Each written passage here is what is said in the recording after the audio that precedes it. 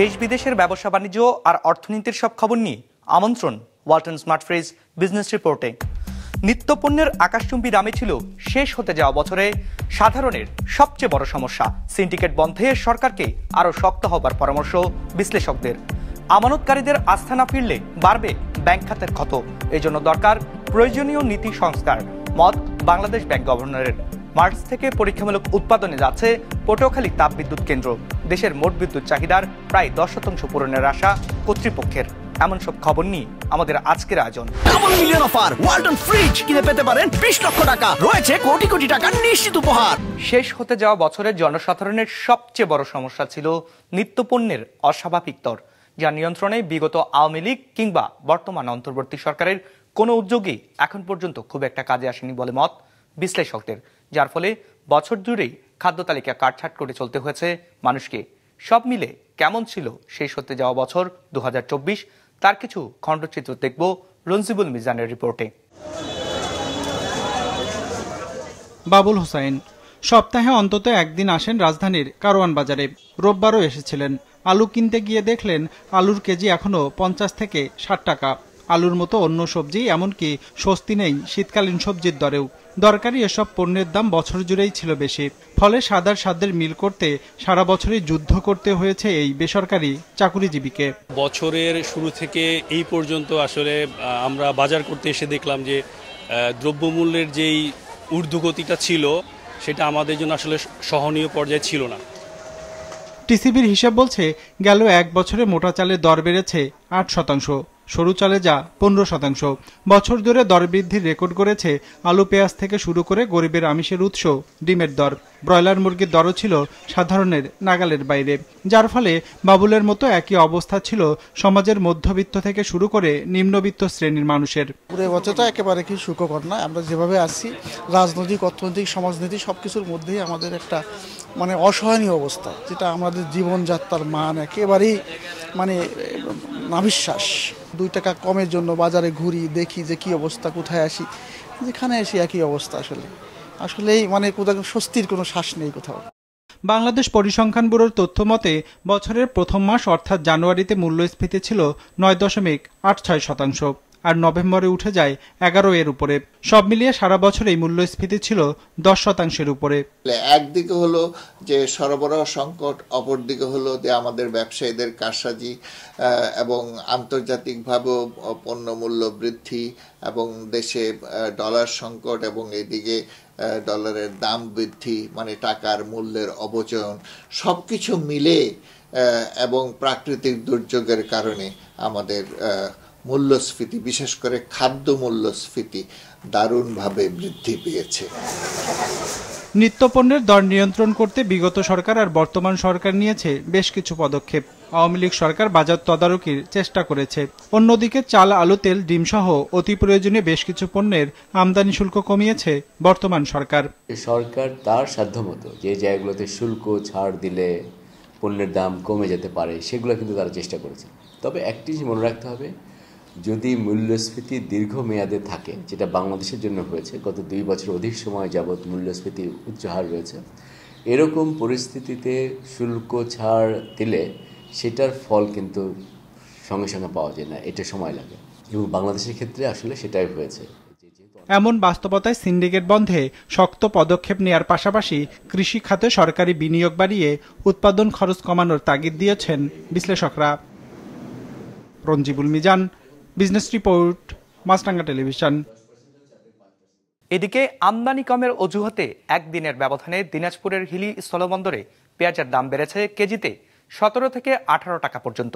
গতকাল প্রতি কেজি পেঁয়াজ প্রকারভেদে 32 থেকে 38 টাকা দরে বিক্রি হলেও রোববার তা বিক্রি হয়েছে 50 থেকে 55 টাকা দরে।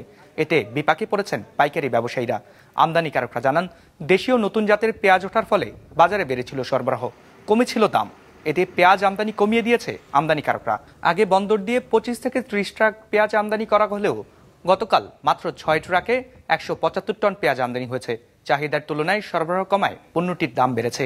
সেই সাথে দেশীয় পেঁয়াজের দাম বাড়ার কারণেও আমদানিকৃত পেঁয়াজের দামের উপর প্রভাব পড়েছে। গ্রাহকের আস্থা না ফিরলে আর্থিক খাতে ক্ষত আরও বাড়বে বলে মনে করেন কেন্দ্রীয় ব্যাংকের গভর্নর আহসান এস মনসুর। রোববার বিআইবিএম এর সুবর্ণ জয়ন্তী অনুষ্ঠানে তিনি জানান, ব্যাংকিং খাতকে বিকশিত করতে প্রয়োজন নৈতিকতা ও শৃঙ্খলা। যে ছোট ছোট সাবসেকশনগুলো আছে, দেশের আর্থিক খাতে দক্ষ জনবল গড়ে তুলতে প্রতিষ্ঠিত হয় Bangladesh institute of bank management BIBM। প্রতিষ্ঠানটির 50 বছর পূর্তিতে আলোচনায় অংশ নেন আর্থিক খাত সংশ্লিষ্টরা। যুগের সাথে অনুষ্ঠানে দেশের আর্থিক খাতের বিপর্যয়ের চিত্র তুলে ধরেন আলোচকরা। বলেন, বিগত আওয়ামী সরকারের সময়ে ব্যাংক থেকে অর্থ লোপাট করে বিদেশে পাচার করা হয়েছে। এ খাতে বেশ কিছু সংস্কারের পরামর্শ দেন তারা। Why banks must be highly regulated? এক নম্বর কারণ হলো to take care of the interest of the depositors. Central ব্যাংকের যে স্বাধীনতা, আমি আজকে বলবো যে ডেফিনেটলি আমাদের এই সময় সংস্কারের সময় সেন্ট্রাল ব্যাংককে আরো অনেক বেশি এম্পাওয়ার করতে হবে। সিপিডির সম্মানিত ফেলো মোস্তাফিজুর রহমান বলেন, ব্যাংকিং খাতে সবচেয়ে বেশি বৈষম্য হয়েছে। দেশ থেকে গড়ে $16 বিলিয়ন নিয়ে বিদেশে পাচার হয়েছে। এ সময় ইচ্ছাকৃত ঋণ খেলাপিদের বিরুদ্ধে কঠোর ব্যবস্থা নেওয়ার পরামর্শ দেন তিনি। ব্যাংকিং সেক্টরটা ছিল এই বৈষম্য সৃষ্টির একটা সবচেয়ে বড় একটা সূত্র। অবশ্যই তাদের অনেক কিছু করার ইচ্ছা ছিল, শক্তি ছিল, সামর্থ্য ছিল, কিন্তু সেটা করতে দেওয়া হয় নাই। মিনিস্ট্রি অফ ফিনান্স এবং রাজনৈতিক একটা ইচ্ছার সম্প্রসারণ হিসাবে সেন্ট্রাল ব্যাংককে দেখা হয়, এবং যার ফলেই কিন্তু এই $17 বিলিয়ন গেছে। এবং আমরা শ্বেতপত্রে দেখেছি যে প্রতি বছর বিভিন্ন সূত্র থেকে ব্যাংকিং, বিভিন্ন ধরনের দুর্নীতি, শেয়ার মার্কেট, পদায়ন, নবায়ন সবকিছুর মাধ্যমে পরে প্রায় $16 বিলিয়ন দেশের থেকে কিন্তু নিয়ে গেছে। দেশের ব্যাংকিং খাত কাঙ্ক্ষিত মাত্রায় এগুতে পারেনি উল্লেখ করে বাংলাদেশ ব্যাংকের গভর্নর জানান, এই খাতকে আরো বিকশিত করতে নৈতিকতা ও শৃঙ্খলা দরকার। প্রতিষ্ঠান মানে এটার বিস্তৃতি, এটার ব্যাপ্তি, এটার গভীরতা সবকিছুই কিন্তু আলটিমেটলি ডিপেন্ড করবে ওই খাতের যারা পরিচালনা করছেন তাদের গুণগত মান, তাদের চারিত্রিক বৈশিষ্ট্য এবং তাদের যে নৈতিকতা, এগুলো কিন্তু আমাদেরকে অবশ্যই ধরতে হবে। ব্যাংক ও আর্থিক খাতের সুশাসন প্রতিষ্ঠার জন্য স্বতন্ত্র পরিচালকের সংখ্যা বাড়াতে পরিচালক নিয়োগ বিধিমালা পর্যালোচনার আহ্বান জানান আলোচকরা। একরামুল ইসলাম খান, বিজনেস রিপোর্ট, মাছরাঙ্গা টেলিভিশন। জানুয়ারির প্রথম সপ্তাহে পরীক্ষামূলক উৎপাদনে যাচ্ছে পটুয়াখালীর 1320 মেগাওয়াট তাপবিদ্যুৎ কেন্দ্র, যেটির বাণিজ্যিক উৎপাদনে যাওয়ার কথা রয়েছে 2025-এর মার্চে। সে সময় ওই তাপবিদ্যুৎ কেন্দ্র থেকে দেশের মোট চাহিদার প্রায় 10 ভাগ পূরণ সম্ভব বলে জানিয়েছেন কর্তৃপক্ষ। পটুয়াখালী প্রতিনিধি চিন্ময় কর্মকারের পাঠানো তথ্য ও ছবিতে ডেস্ক রিপোর্ট। পটুয়াখালী 1320 মেগাওয়াট তাপবিদ্যুৎ কেন্দ্র, পায়রার পর জেলার দ্বিতীয় তাপবিদ্যুৎ কেন্দ্র এটি। সম্প্রতি নির্মাণ কাজ শেষে বিদ্যুৎ কেন্দ্রটি থেকে সঞ্চালন লাইনের সংযোগ দেওয়া হয়েছে আমতলীতে নির্মিত ডাবল সার্কিট সুইচিং স্টেশনের সাথে, যা কয়েকদিনের মধ্যেই চালুর কথা রয়েছে। এখন এই বিদ্যুৎ কেন্দ্রের প্রথম ইউনিটের পরীক্ষামূলক উৎপাদন শুরু হবে। এদিকে পায়রা কেন্দ্রে উৎপাদিত 1320 মেগাওয়াট বিদ্যুৎও একই সঞ্চালন লাইন দিয়ে জাতীয় গ্রিডে যাবে, যা আপাতত বন্ধ আছে। 400 কেভি লাইন ইন এবং লাইন আউট সঞ্চালন লাইন সহ আমতলী সুইচিং স্টেশন চালু করে জাতীয় গ্রিডে সংযুক্ত করার জন্য বিদ্যমান পায়রা গোপালগঞ্জ 400 কেভি ডাবল সার্কিট লাইনটি 16 তারিখ থেকে 23 তারিখ পর্যন্ত শাটডাউন পাওয়া গিয়েছে। আমরা জানুয়ারি মাসের মাঝামাঝি প্রথম ইউনিটকে পরীক্ষামূলকভাবে জাতীয় গ্রিডে সংযুক্ত করে বিদ্যুৎ উৎপাদন করতে পারব। মার্চে বিদ্যুৎ কেন্দ্রটির প্রথম ইউনিট থেকে 660 এবং মেতে দ্বিতীয় ইউনিট থেকে আরও 660 মেগাওয়াট বিদ্যুৎ বাণিজ্যিকভাবে জাতীয় গ্রিডে যুক্ত হবে বলে জানিয়েছেন কর্মকর্তারা।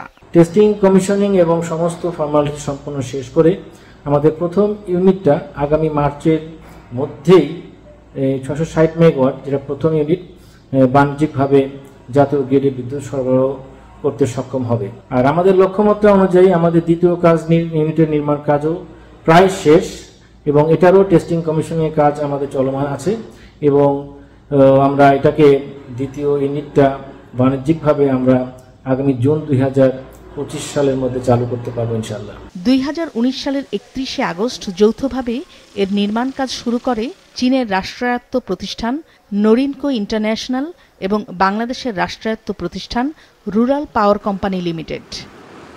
Nadia Afrin, business report, Maasranga television. Double million offer. Walton fridge কিনে পেতে পারেন 20 লক্ষ টাকা। রয়েছে কোটি কোটি টাকার নিশ্চিত উপহার। ম্যানচেস্টার সিলেট রুটে সরাসরি ফ্লাইট বন্ধ হওয়ায় শঙ্কা তৈরি হয়েছে। বিমান এই পথে আগামী 31শে মার্চের পরের টিকিট বন্ধ করে দেওয়ায় তৈরি হয়েছে এই শঙ্কা, যার ফলে দেশে ও প্রবাসে আন্দোলনে নেমেছেন যাত্রীরা। সিলেট থেকে সুব্রত দাসের পাঠানো তথ্য ও ছবিতে ডেস্ক রিপোর্ট। যুক্তরাজ্য, যুক্তরাষ্ট্র, ইউরোপের বিভিন্ন দেশে সিলেটের প্রবাসীদের বসবাস। যুক্তরাজ্যে প্রায় 5 লাখ বাংলাদেশির মধ্যে শুধু ম্যানচেস্টারেই বাস করেন প্রায় 2.5 লাখ প্রবাসী, যাদের 90%ই সিলেটি। তাদের জন্যই 2019 সালের অক্টোবর থেকে সিলেট ম্যানচেস্টার রুটে ফ্লাইট চালু করে বিমান বাংলাদেশ এয়ারলাইন্স। প্রথমে সিলেট ম্যানচেস্টার রুটে 3টি ফ্লাইট চললেও গেল অক্টোবরে একটি বন্ধ হয়ে যায়। অনলাইনে আগামী 31শে মার্চের পর থেকে টিকিট বিক্রিও বন্ধ রেখেছে বিমান, জানিয়ে ক্ষোভ জানিয়েছেন এই রুটের যাত্রীরা। ফ্লাইট চালু রাখার দাবিতে দেশে ও প্রবাসে গণস্বাক্ষর সহ প্রতিবাদ কর্মসূচি পালন করেছে বিভিন্ন সংগঠন। একটি লাভজনক রুটকে এইভাবে বন্ধ করে দেওয়ার যে অদৃশ্য একটি পায়তারা আমরা লক্ষ্য করছি, সেটির ব্যাপারে আমরা কনসার্ন। আমরা এই ব্যাপারে উদ্বিগ্ন। যতটুকু সমস্যা হয়েছে আপনারা যেন দুঃখ প্রকাশ করে ক্ষমা চান সিলেটবাসীর কাছে এবং সিলেটকে নিয়ে যেন কোনো ষড়যন্ত্র না করেন। প্রতিবাদ সভা থেকে আমরা একটাই সিদ্ধান্ত নিয়েছি যে আমরা Manchester to Sylhet, Sylhet to Manchester flight বহাল থাকা চাই। দরকার হলে যদি কস্টিং এর ব্যাপারে চিন্তা করা হয়, আমরা মনে করি যে ম্যানচেস্টারে যে অফিসটা আছে, এই অফিসটা ওই সিটি সেন্টার থেকে একটা অন্য জায়গায় যদি মুভ করানো যায়, অনেক খরচ এখানে কমে যাবে। বিমান বাংলাদেশ এয়ারলাইন্স দিস ইয়ার 282 কোটি টাকা লাভ করেছে, তাহলে ক্ষতিটা কোথায়? যদি সরকার বা বিমান বাংলাদেশ এয়ারলাইন্স চিন্তা করে দেখে যে এইখানে লস যাবে, লস গেলেও সিলেটি প্রবাসীদের উৎসাহিত করার লক্ষ্যে এবং সিলেটিদের চাহিদা অনুযায়ী আমার মনে হচ্ছে একটু ভর্তুকি দিয়েও ম্যানচেস্টার ফ্লাইটটা চালু রাখা উচিত ছিল বা উচিত। তবে বিমান কর্তৃপক্ষ বলছে এপ্রিলে হজ ফ্লাইট থাকায় এই রুটে টিকিট বিক্রি বন্ধ রয়েছে। কবে আবার শুরু হবে তা পরে জানানো হবে। আমাদের তো হজের জন্য এক্সট্রা ফ্লাইট নাই, তারপরে হয়তো কোনো দিকে একটু ফ্রিকোয়েন্সি কমায়, কোথাও হয়তো একটু করে হজটাকে করতে হবে, সামনে হজ আসছে। ম্যানচেস্টার সিলেট রুটের লস করতেছে কিনা আমরা ঠিক বলতে পারবো না, এখনই বন্ধ করার কোনো নাই। আমাদের আছে তো ভিতরে ইন্টারনাল কিছু বিষয় আছে যেগুলো তো পাবলিকলি শেয়ার করা যায় না। ফ্লাইট বন্ধ হলে বিপদে পড়বেন যুক্তরাজ্যের ম্যানচেস্টার, লিভারপুল ও ব্রাডফোর্ডে বসবাসকারী বাংলাদেশি কমিউনিটির লোকজন। এ রুটে ফ্লাইট চালু রাখার দাবি চলাচলকারী যাত্রীদের। কাউসার আহমেদ, বিজনেস রিপোর্ট, মাছরাঙ্গা টেলিভিশন।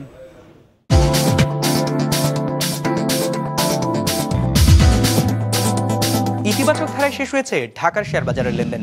সার্বিক সূচক ডিএসএক্স 20 পয়েন্ট বেড়ে দাঁড়িয়েছে 5204-এ। হাত বদল হয়েছে 374 কোটি টাকার শেয়ারের মালিকানা। লেনদেনে অংশ নেওয়া প্রতিষ্ঠানগুলোর মধ্যে দর বেড়েছে 225টির, কমেছে 100টির, আর অপরিবর্তিত রয়েছে 74টির দর। এবার বাজার নিয়ে বিশ্লেষণ শুনবো ব্রাকেপিএল স্টক ব্রোকারেজের। আজকে ডিএসইএক্স ইন্ডেক্স ক্লোজ হয়েছে 5204.78 পয়েন্টে, যা গত বৃহস্পতিবারের তুলনায় 20.33 পয়েন্ট বেশি। আজ টার্নওভারের দিক থেকে মার্কেট ঊর্ধ্বমুখী প্রবণতা প্রদর্শন করে, যা গত বৃহস্পতিবারের তুলনায় 32.7% বেশি। এদিকে অধিকাংশ লার্জ ক্যাপ সেক্টরে আজ পজিটিভ পারফরমেন্স দেখা গিয়েছে, যেখানে সবচেয়ে ভালো পারফর্ম করেছে food and allied sector, followed by telecommunication এবং ফুয়েল অ্যান্ড পাওয়ার সেক্টর। আজ টার্নওভারের দিক থেকে সবচেয়ে ভালো পারফর্ম করেছে pharmaceutical sector, followed by banking এবং ইঞ্জিনিয়ারিং সেক্টর। আজ টার্নওভারের দিক থেকে সবচেয়ে বেশি ট্রেডেড স্টক ছিল Orion infusion limited, followed by Bangladesh shipping corporation এবং Sun Life insurance company limited. 2025 সালে বিশ্বের উড়োজাহাজ শিল্পের আয় পৌঁছে যাবে $1 লাখ কোটি, এমন পূর্বাভাস উঠে এসেছে international air transport association IATA এর প্রতিবেদনে। সংস্থাটি বলছে আসছে বছর প্রথমবারের মতো বিমান যাত্রীর সংখ্যা 500 কোটির মাইল ফলক ছাড়িয়ে যাবে। ডেস্ক রিপোর্টে বিস্তারিত। করোনা মহামারীর প্রভাব কাটিয়ে বেশ ভালোভাবেই ঘুরে দাঁড়িয়েছে বিশ্বের এভিয়েশন খাত। মানুষের মধ্যে ভ্রমণ প্রবণতা বাড়ায় বাড়ছে এয়ারলাইন্স কোম্পানিগুলোর মুনাফার পরিমাণও। আসছে বছর যা আরও বাড়বে বলে পূর্বাভাস দিয়েছে international air transport association IATA। সংস্থাটির হিসেবে 2025 সালে এ খাতে রাজস্ব আয় চলতি বছরের তুলনায় বাড়তে পারে 4.4%। আয়ের পরিমাণ $1 ট্রিলিয়ন বা $1 লাখ কোটি ছাড়িয়ে যাবে। আইএটি এর পূর্বাভাস বলছে চলতি বছর প্রথমবারের মতো বিশ্বে বিমান যাত্রীর সংখ্যা 500 কোটির মাইলফলক ছাড়িয়ে যাবে। যাত্রী সংখ্যা পৌঁছাতে পারে 520 কোটিতে। চলতি বছরের তুলনায় যা হবে 6.7% বেশি। এ সময় বাড়বে কার্গো পরিবহনের হারও। সংস্থাটির হিসেবে 2025 সালে কার্গো পরিবহনের পরিমাণ দাঁড়াতে পারে 7.25 টন, যা চলতি বছরের তুলনায় 5.8% বেশি। প্রায় 340টি সংস্থার প্রতিনিধিত্ব করে আইএটিএ, যা বিশ্বব্যাপী বিমান পরিবহন খাতের 80% পরিচালনা করে। সংস্থাটি বলছে 2022 সালে রাশিয়া ইউক্রেন যুদ্ধ শুরুর পর থেকেই জ্বালানি খরচের উচ্চ মূল্যের প্রভাবে চাপের মুখে পড়ে বিমান সংস্থাগুলো। তবে আসছে বছর সেই চাপ অনেকটাই কমে আসবে। সংস্থাটির পূর্বাভাস বলছে 2025 সালে জেট ফুয়েলের গড় মূল্য ব্যারেল প্রতি $88 নেমে আসবে এবছর, যা $99। মূলত তেলের দাম কমে আসায় জ্বালানি খরচ কমে যাওয়া এয়ারলাইন্সগুলোর উন্নতির প্রধান কারণ হবে। তবে যদি কোনো কারণে তেলের দাম প্রত্যাশা অনুযায়ী না কমে, তাহলে এই পূর্বাভাসের পরিবর্তন হতে পারে বলেও বলছে আইএটিএ। এছাড়া সরবরাহ শৃঙ্খলের চ্যালেঞ্জ, অবকাঠামোগত ঘাটতি, কঠোর নিয়মাবলী এবং ক্রমবর্ধমান করের বোঝা আসছে বছরও মোকাবিলা করতে হবে খাতটিকে। 2025 সালে এভিয়েশন খাতে নতুন কর্মসংস্থানও বাড়বে উল্লেখযোগ্য হারে। সাম্প্রতিক এক হিসেব বলছে আগামী বছর বৈশ্বিক এভিয়েশন খাতে যোগ হতে পারে 33 লাখ নতুন কর্মসংস্থান। হিরজুন Meera, business report, Maasranga television. দর্শক, আমাদের যে কোনো পর্ব নিজেদের সুবিধাজনক সময় দেখতে সাবস্ক্রাইব করুন বিজনেস রিপোর্টের অফিসিয়াল ইউটিউব চ্যানেল। ফেসবুক পেজে লাইক দিয়ে আপডেট থাকুন ব্যবসা বাণিজ্যের আলোচিত সব ঘটনা সম্পর্কে। আর আপনাদের মতামত জানান কমেন্টস অথবা ইনবক্সে। আজ এটুকুই, বিদায় নিচ্ছি, ভালো থাকবেন।